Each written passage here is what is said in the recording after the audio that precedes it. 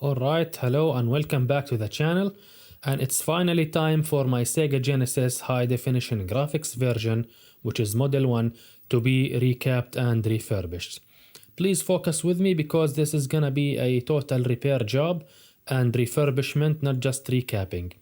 So first, as you can see, I'm taking off the console. It uses regular screws, not those Nintendo stuff that are like special. And after that you can see that there is a LED sticking out. Now this one really ticks me off and I wanted to take it apart before starting anything. But before I took off this shield, and as you can see it is very dirty and like a lot of rust. This is by far my worst console in terms of like cleanliness and general well-being. Like when I bought it like that, I bought it locally and it was really in a bad condition. But you know, it works and it's fantastic now after the recap. So following along, after taking off this shield, I proceeded into the next step.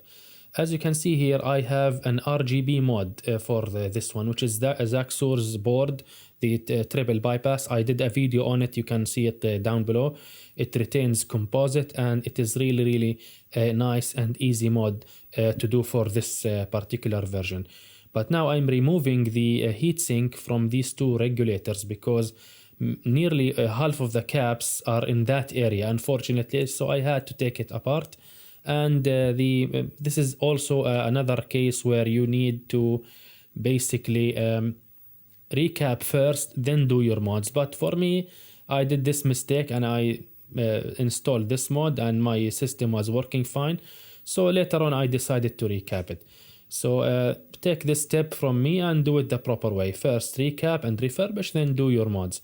So now after disconnecting it from all of the screws and I checked the regulators, the thermal paste pretty much non-existent at this point. And you know, then I proceed to clean the board, which is very disgusting and dirty, which is to be honest not so usual in these type of consoles. Like you can expect it to be a lot better than this. And as you can see, my toothbrush that I clean with is now like pitch black because of nearly just half the board cleaned and it's already so dirty. But it is something necessary to do. For me, if the console is really bad, I will invest more time in cleaning it rather than just proceed to recapping, because there will be some junk and maybe some liquids floating around under the caps near the ICs. So it's always a good thing to do a recap and the cleaning first and then proceed to the recap.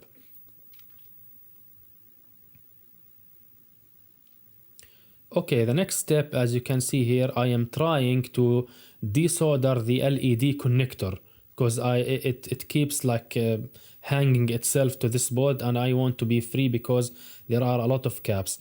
I eventually took it off completely, but I didn't show it here on camera, but you can see me trying to do some solder work with like flux and stuff, and then proceeded to desoldering and basically do anything that you deem necessary according to the tools that you have to take it off, and you can be left with just the board, which is something that you want. And this is of course the capacitor kit I am using, along with this weird shaped thing. This thing is a button that I will replace the reset button with. Okay, so the cap kit will be linked down below. And of course, if you know me and you followed my recapping projects, I always start with marking the old capacitors. Again, invest 30 seconds to do a 30 years job.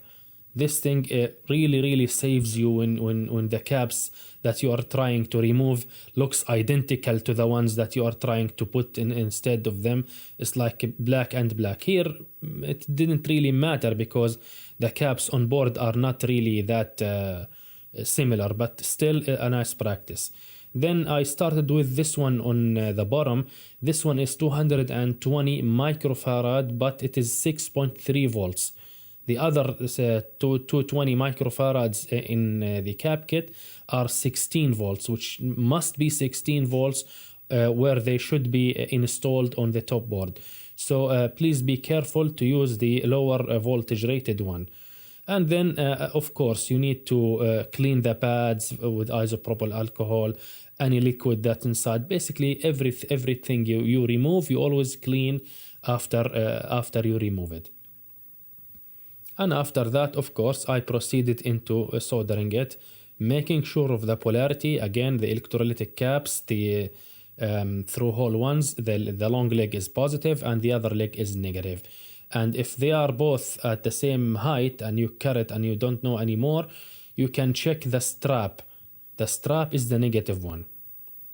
Okay, so now with this one outside of the picture, I can focus on removing the caps which are on the top side of the board, which is the vast majority, pretty much everything.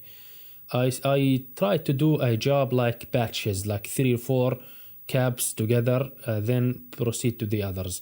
Maybe this is not the optimal way, but for me, with this amount of caps, I feel like this is really something nice. So I start with these, and with the second step, or the first one with the actual recap, is to do tinning with flux. Why this is important? Because this is plus 30 years old solder.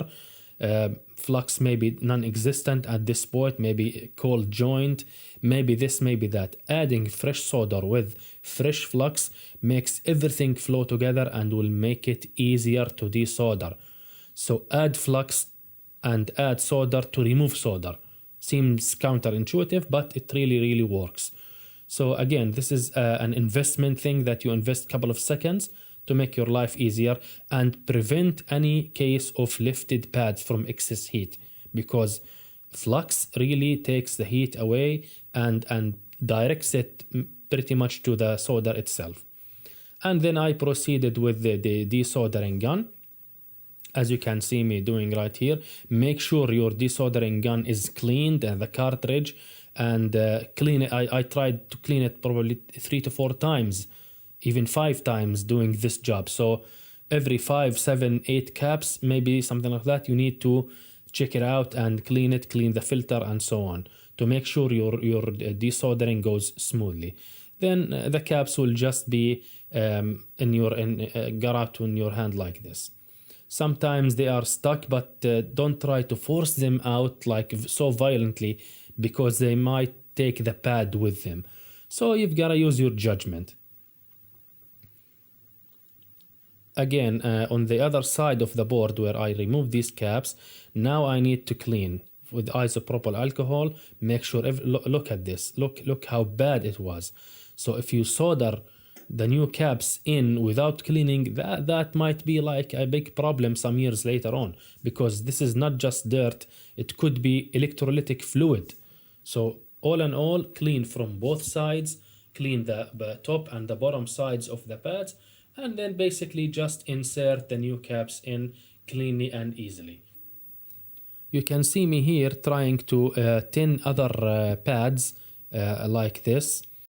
These caps are still on the accessible area, not in that very clogged area of capacitors, which is under the heatsink and near the audio circuit. So I really took my time and took my all of the caps that I have and checked them again and again to make sure I never miss anything, and I kept replacing these caps on the accessible areas and make sure they are all correct before digging into the crowded area.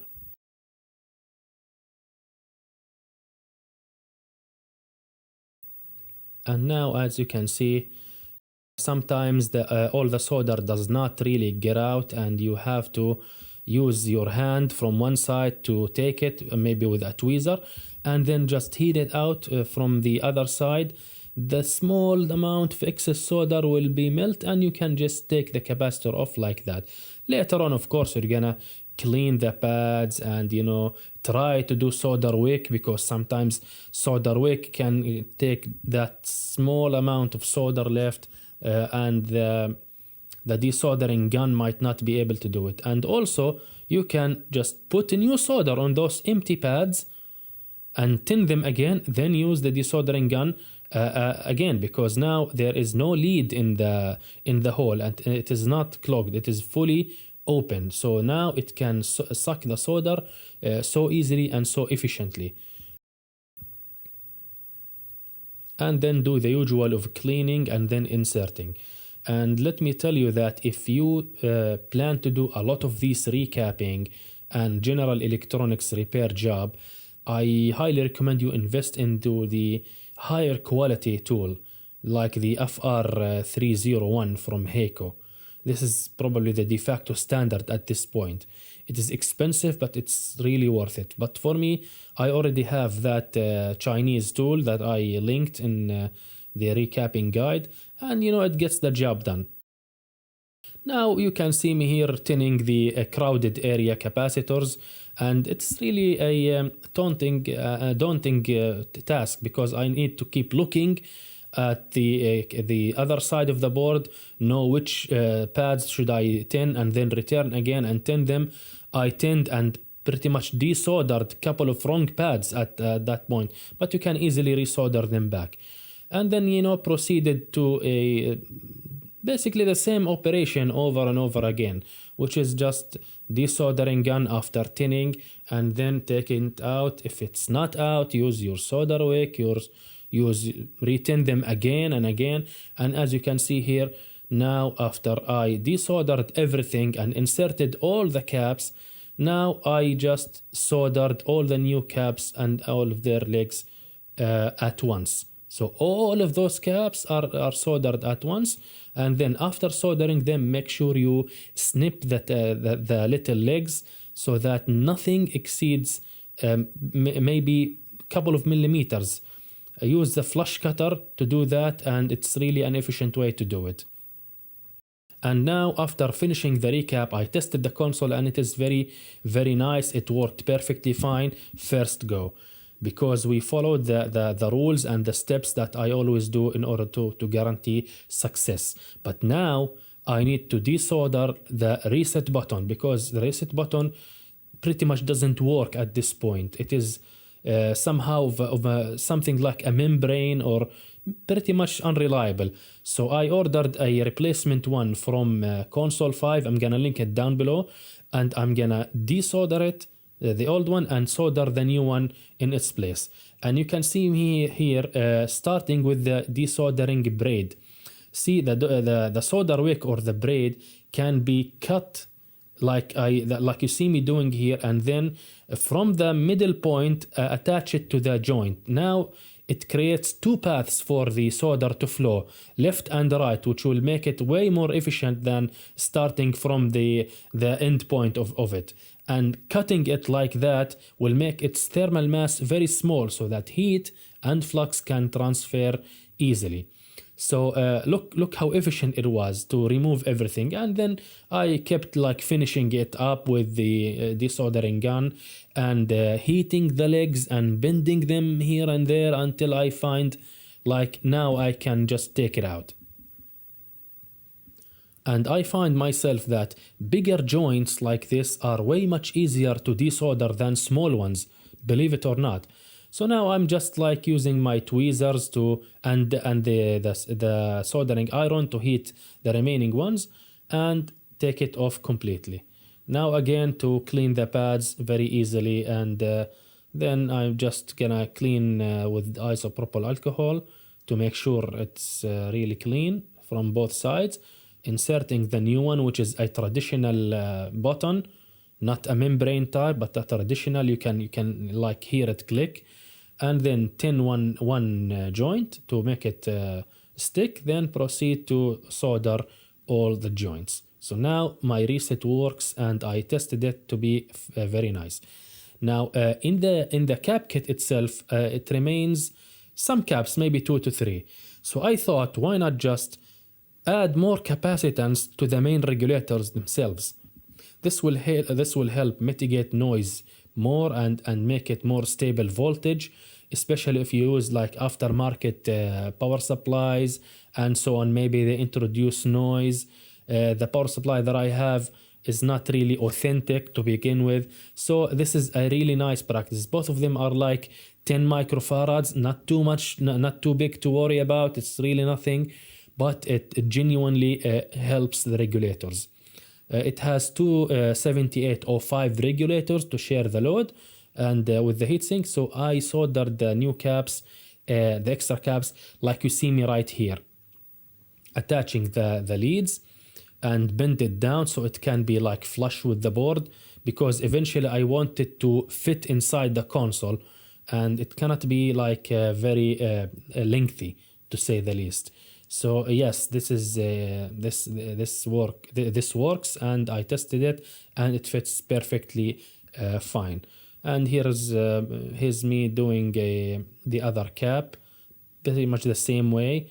The middle point is the ground, and the pin on the right is the output voltage. So those two caps are on the output side of the 7805.